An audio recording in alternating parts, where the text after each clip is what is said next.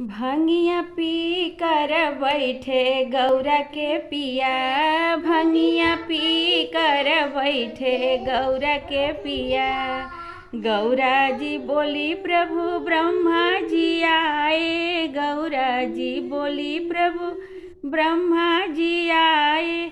ब्रह्मा जी आए संग ब्रह्माणी आई। ब्रह्मा जी आए संग ब्रह्माणी आई। मने मने मुस्काए गौरा के पिया।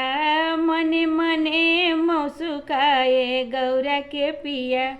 भंगिया पी कर बैठे गौरा के पिया। भंगिया पी कर बैठे गौरा के पिया। गौरा जी बोली प्रभु राम जी आए। गौरा जी बोली प्रभु राम जी आए। राम जी आए संग सीता जी आई। राम जी आए संग सीता जी आई। बैठे डमरू बजाए गौरा के पिया। बैठे डमरू बजाए गौरा के पिया। भंगिया पी कर बैठे गौरा के पिया। भंगिया पी कर बैठे गौरा के पिया।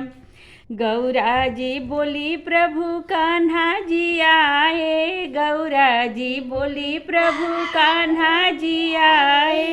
कान्हा जी आए संग राधा जी आई। कान्हा जी आए संग राधा जी आई।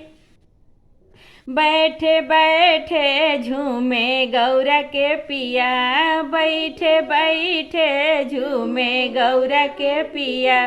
भंगिया पी कर बैठे गौरा के पिया। भंगिया पी कर बैठे गौरा के पिया। गौरा जी बोली प्रभु हनुमत जी आए। गौरा जी बोली प्रभु हनुमत जी आए। हनुमत जी आए संग अंजनी को लाए। हनुमत जी आए संग अंजनी को लाए।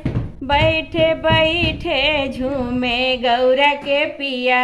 बैठे बैठे झूमे गौरा के पिया। भंगिया पी कर बैठे गौरा के पिया। भंगिया पी कर बैठे गौरा के पिया।